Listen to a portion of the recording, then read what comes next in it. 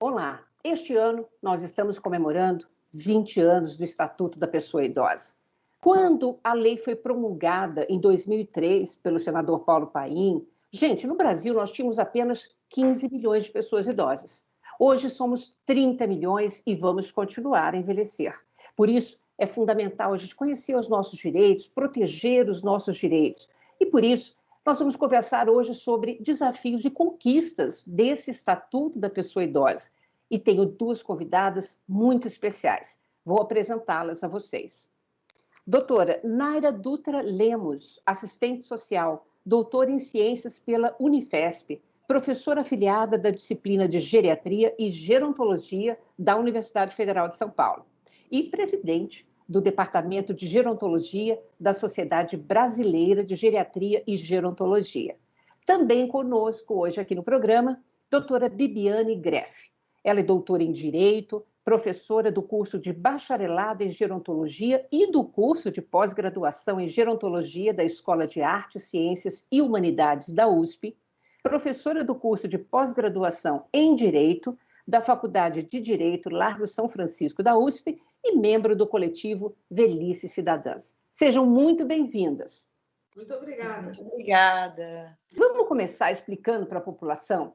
Assim, resumidamente, eu queria uma fala das duas, a começar pela Naira. O que é esse estatuto e por que ele é tão importante hoje no Brasil? Então, vamos lá. Obrigada pelo convite. Um prazer estar aqui com você, Bibiana. Um prazer imenso estar aqui com você, Lina.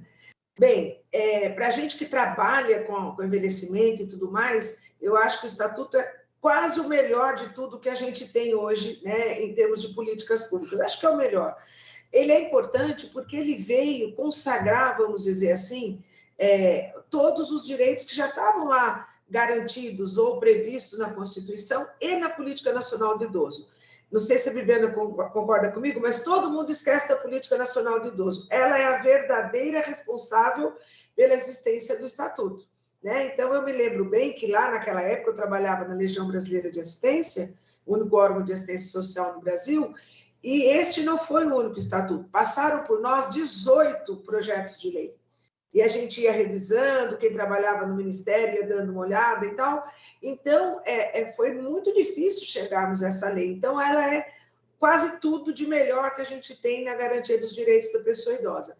E comemorar 20 anos do Estatuto é algo assim sensacional, porque a gente ainda vê muita... Eu quero dizer no sentido de que a gente está conseguindo comemorar muito, sabe, Lina? Hoje, essa oportunidade está sendo incrível. Eu não pensei que a gente fosse ter tanta visibilidade, porque até muito pouco tempo atrás a gente só conhecia o Estatuto da Criança e do Adolescente, não menos importante, porém, da nossa área quase não tínhamos nada, né? Então, eu acho que ele é a consagração de todas as possibilidades de direito que as pessoas idosas têm no Brasil. Perfeito, Bibiana. E, na verdade, hoje a gente tem o quê? 118 artigos do Estatuto da Pessoa Idosa. Acho que é a maior lei que a gente tem, né? Eu diria que para eu ser mais feliz em relação a isso é o fato da gente não precisar do Estatuto, né? O ideal seria a gente não precisar do Estatuto, mas já que o temos, vamos fazer com que ele tenha sentido, né? Vale a pena, Bom, prazer muito grande estar com vocês, Naira, Lina. Muito feliz realmente dessa oportunidade, né, de estarmos falando mais do Estatuto da Pessoa Idosa, né? São 20 anos dessa lei tão importante. É uma lei que trata de direitos humanos, de direitos fundamentais, né? E uma lei que, como a Naira bem colocou, ela vem de um histórico, ela tem as suas bases, ela tem as suas raízes, né? Já na Constituição de 88, não tivéssemos a Constituição de 88, não teríamos toda essa construção jurídica de expansão do sujeito de direito, de reconhecer a pessoa idosa, né, como um sujeito pleno de direitos, que não se confunde com o aposentado, que não se confunde, enfim, com outras categorias de sujeito de direito, né? Então, de fato, né, a lei da política nacional da pessoa idosa, que muitas vezes a gente esquece, foi uma lei muito importante, e muito do que temos no Estatuto da Pessoa Idosa já vem, né, da política, da lei da política nacional, por exemplo, própria definição de pessoa idosa, né? Quando a Constituição de 88 trouxe, e foi a primeira vez que um texto constitucional no direito brasileiro traz direitos da pessoa idosa, ela não definiu pessoa idosa, não definiu o sujeito. Essa definição vem com a Lei da Política Nacional. Então, foi a Lei da Política Nacional que, para começo de conversa, já estabeleceu o que se entendia por pessoa idosa no nosso país, que é toda pessoa com 60 anos ou mais de idade. Né? Mas é importante ressaltar que o Estatuto da Pessoa Idosa ele foi além. Então, de fato, né, a Lei da Política Nacional já tinha estabelecido as bases dessa política, já tinha estabelecido o que caberia, né, para cada setor, cada área das políticas públicas, desde saúde, educação, enfim, cultura. Mas o Estatuto da Pessoa Idosa, como vocês bem já lembraram, tem 118 artigos e é uma lei que estabelece um verdadeiro microsistema jurídico, né, de direitos. Então, o que isso significa? São direitos que tocam desde aspectos do direito civil ao direito penal, passando por direito administrativo, com as normas que se aplicam às entidades que prestam serviços à pessoa idosa, estabelece aí poderes e mecanismos de atuação do Ministério Público, né, de outros órgãos de controle, de fiscalização. Então, assim, é uma lei bastante abrangente, né? E realmente, quando o Estatuto da Pessoa Idosa é adotado, lá 20 anos atrás, até onde eu conheço, era uma das leis, se não a mais avançada em termos de direitos no mundo, né? Muitos países ainda não contavam com um arcabouço legal assim dessa envergadura. Então, diferentemente de outras áreas dos direitos humanos, onde, por exemplo, primeiro houve uma construção internacional, às vezes até um tratado internacional de direitos humanos para um grupo que antecedeu e que fez com que a gente se mexesse internamente, em relação à pessoa idosa, não. A gente primeiro construiu, primeiro inseriu na Constituição, tivemos aí 2 leis muito importantes para depois, né, surgir a Convenção Interamericana e ainda se está discutindo na ONU para um futuro tratado. Né, Você sabe que isso é muito importante, essas colocações que vocês estão fazendo. Então, assim, nós temos um Estatuto da Pessoa Idosa bastante abrangente, e quando a gente fala da importância que a própria pessoa hoje idosa tenha conhecimento dos seus direitos, vai além, que é importante também, mas vai além de transporte gratuito para pessoas acima de 60 ou 65 anos, a depender do município. Então, Naira, eu queria que você explicasse para a nossa população leiga, né, citasse alguns desses direitos para que as pessoas tenham conhecimento, porque só tendo conhecimento que a gente pode, inclusive, requerê-los e proteger, né, os direitos da pessoa idosa. Nesse período agora, eu tenho feito, e lá em Belém mesmo, eu fui a passeio, mas terminei fazendo uma palestra para idosos. E quando eu pergunto, quantos de vocês leram o Estatuto? Levanta a mão, a sala que eu estava devia ter uns 100 idosos, levanta a mão 4, 5.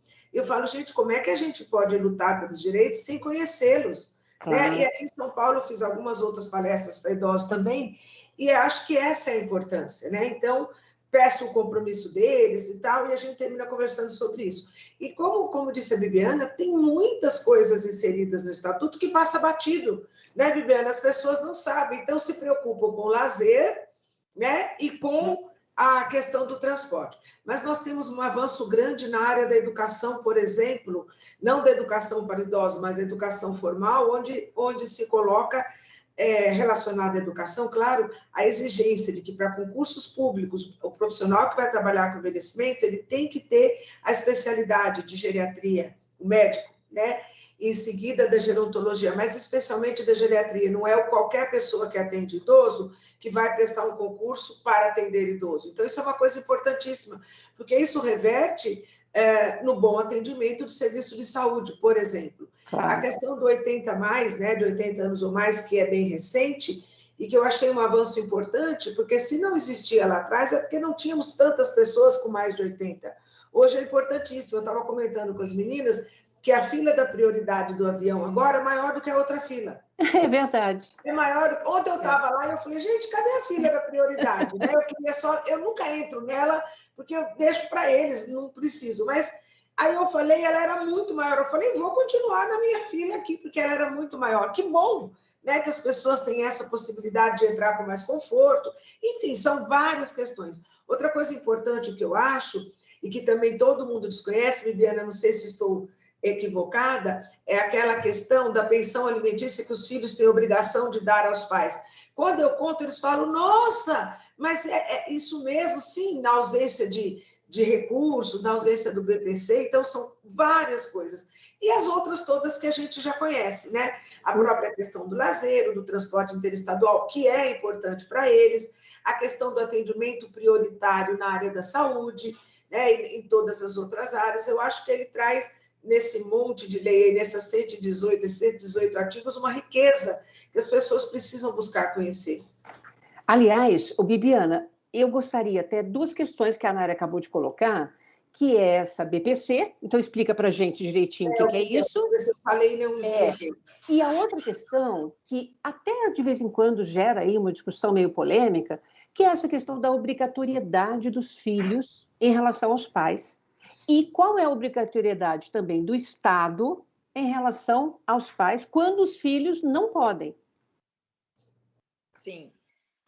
Então, voltando um pouquinho, realmente, assim, o Estatuto da Pessoa Idosa, ele, em alguns casos, repete o que já tínhamos consagrado em outras leis, né? Uhum. Mas ele reúne esses direitos todos, né? Então, tem uma função, assim, de facilitar, né, a compreensão, porque alguns dispositivos estavam esparsos na legislação, então tem essa função educativa, mas não é só, tá? Eu também, assim, discordo quando algumas pessoas colocam que o Estatuto pouco inovou, pouco trouxe, só repete coisas que já estavam em outras leis, e não é verdade, né? Tem muitas inovações, tem muitas coisas específicas, por exemplo, né, disso que você citou, Lina, dos alimentos, né? Realmente, esse dever de prestação de alimentos, ele já era previsto na nossa legislação, né?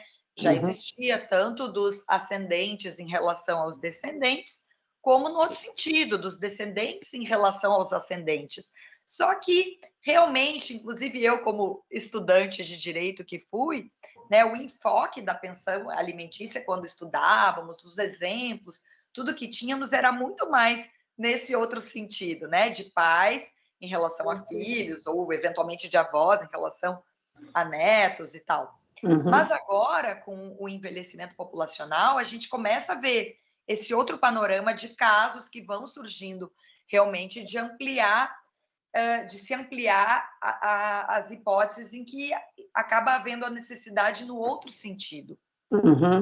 Então, assim, já tínhamos na legislação mais do que o Estatuto da Pessoa Idosa traz de novidade, por exemplo, no artigo 12, quando coloca que essa obrigação alimentar é solidária e que a pessoa idosa pode optar entre os prestadores, né? Então, o que acontece?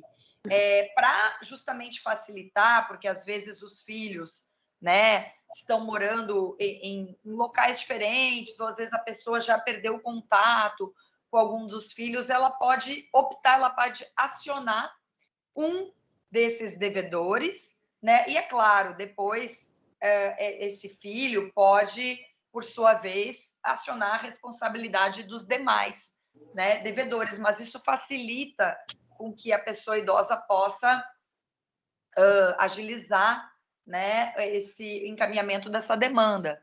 Então, assim, o que acontece, né, em relação à pensão alimentícia, e é isso que gera, às vezes, essa polêmica, como você falou, né? Quando os pais abandonar, quando houve o caso de algum abandono dos filhos durante a infância e tal, existe aí sim uma previsão de se considerar, né, que não esse dever ele poderá ser questionado depois no outro sentido, né? Sim. Então, existe, é claro, situações e situações, Uhum. mas a pensão alimentícia depende da avaliação de um binômio que é necessidade, por um lado, versus capacidade, possibilidade, Do né, de outro. arcar. Uhum. Então, assim, o dever não será imposto caso, né, os filhos ou netos, ou enfim, esse dever pode se estender até no nível colateral para irmãos, né, irmãs. Então, são coisas que as pessoas não sabem em relação à abrangência, né, desse direito de alimentos. Só que é isso, depende de uma avaliação da necessidade da pessoa idosa versus a capacidade, a possibilidade. E, às vezes, vai haver uma composição, porque, às vezes, as pessoas não podem arcar, não têm a mesma capacidade para arcar com o mesmo valor de pensão. Então, por isso que, muitas vezes, né, Ministério Público ou Defensoria Pública, ou enfim, ou nos casos particulares, de repente, os advogados vão buscar fazer uma composição daquilo que cada um pode, né, realmente. Muito legal. Prestar. Muito legal, e especialmente, né, para esse nosso público aqui que está assistindo, saber que sempre há uma possibilidade, né? Principalmente que nós estamos falando de sobrevivência, não estamos nem falando de qualidade de vida, né? Exato. E às vezes, Lina, se a pessoa não pode arcar com o valor financeiro, existe uma composição no sentido assim, aqueles que podem prestar com cuidados, né? Ou que podem, sei lá, às vezes pode preparar a comida. Então, assim, esse dever de amparo que está na nossa Constituição, e aí você perguntou onde é que está o Estado, né? É a família, a sociedade e o Estado. Então, assim, é claro que existe um dever da questão da família, mas também a gente deve evitar o familismo e pensar que a gente tem a obrigação pública, né, do Estado também de amparar a pessoa idosa. E aí significa o quê? Serviços, a assistência social, né? São as políticas públicas, é o BPC, né? Você também perguntou, então, trazendo aqui, também é outro dispositivo que já tínhamos em outra lei, né? Da LOAS, né? A Lei da Assistência Social.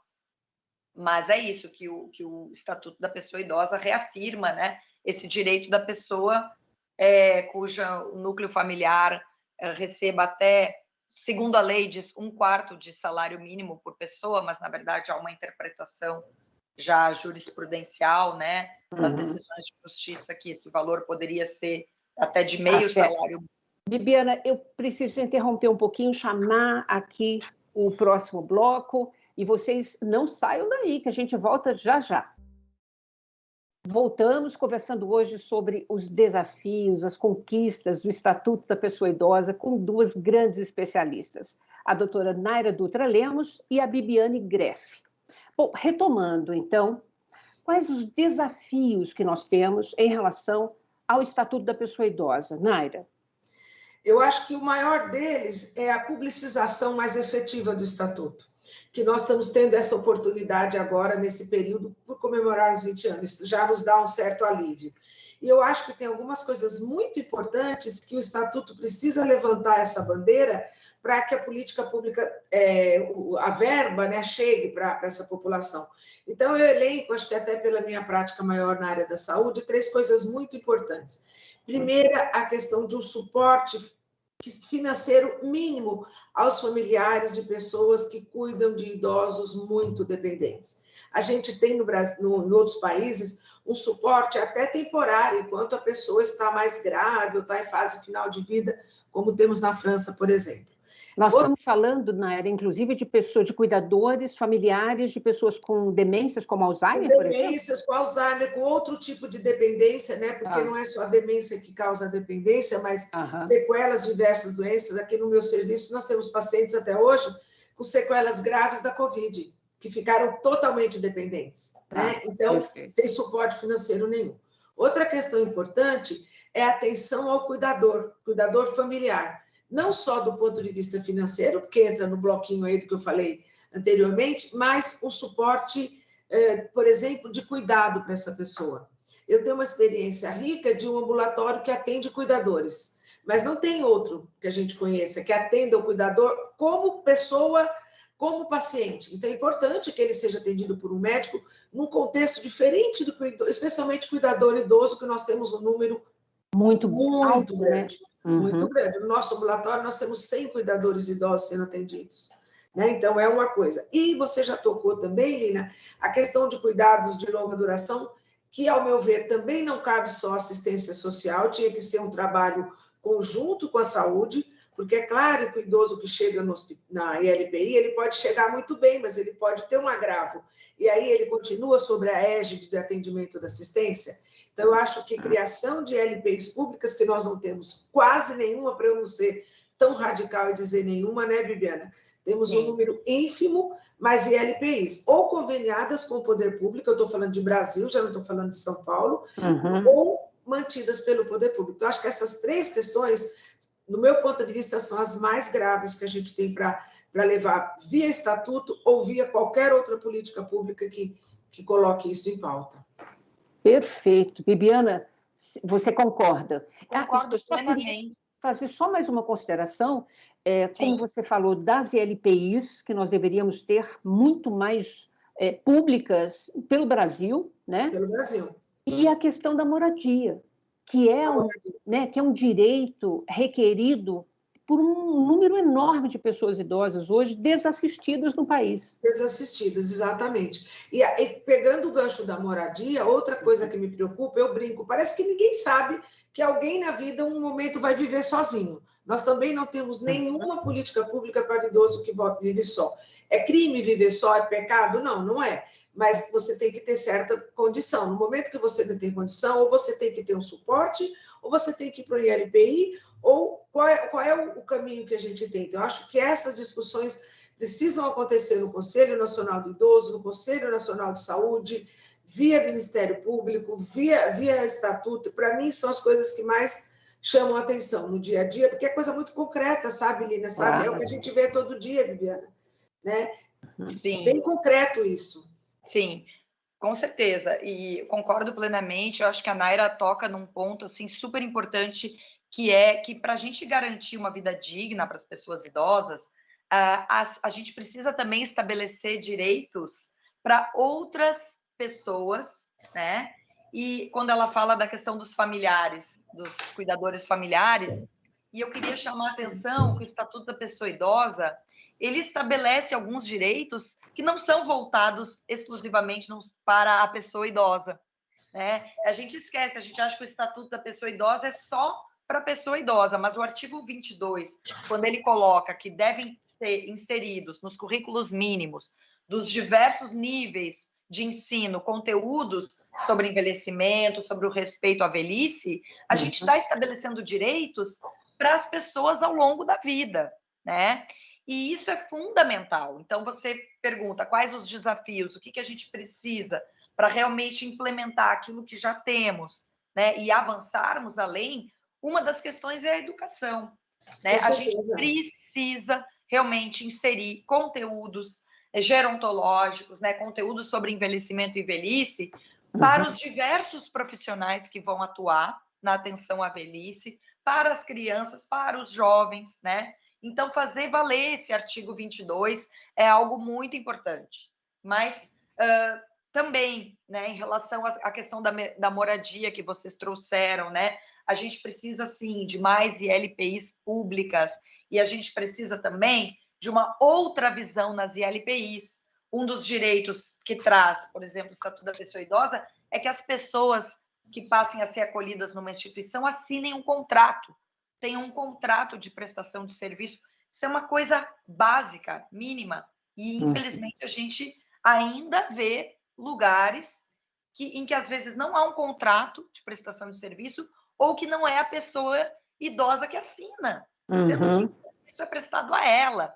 Muitas vezes uma pessoa lúcida, uma pessoa que já tem uma fragilidade, E aí a gente precisa falar para as pessoas, né? Precisa insistir, inclusive com os familiares, que uma fragilidade física não se confunde com incapacidade, com a pessoa não ter autonomia de tomar as decisões sobre sua vida. Isso é fundamental. A pessoa idosa continua sendo uma pessoa adulta, uma pessoa cidadã com plenas capacidades de tomar as suas decisões.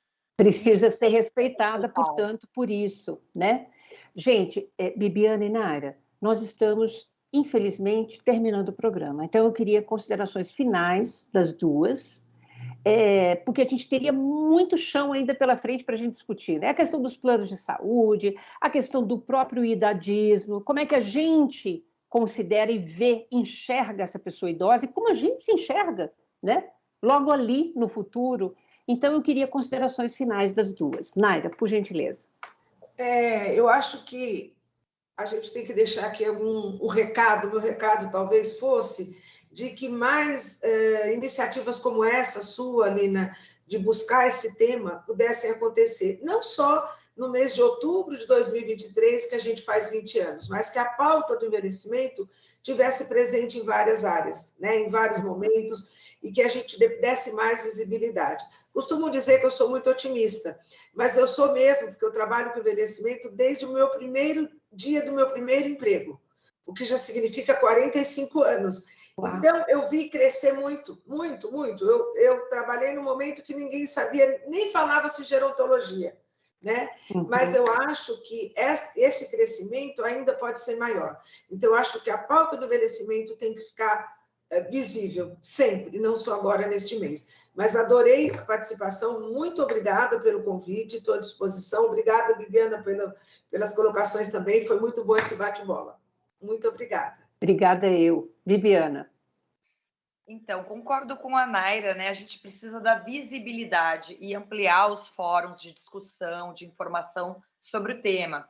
Nesse sentido, eu acho assim, pensando na minha área de origem, que é a área jurídica, nós precisamos ampliar muito, né, nas faculdades de direito, o ensino, né, e a pesquisa em relação aos direitos da pessoa idosa.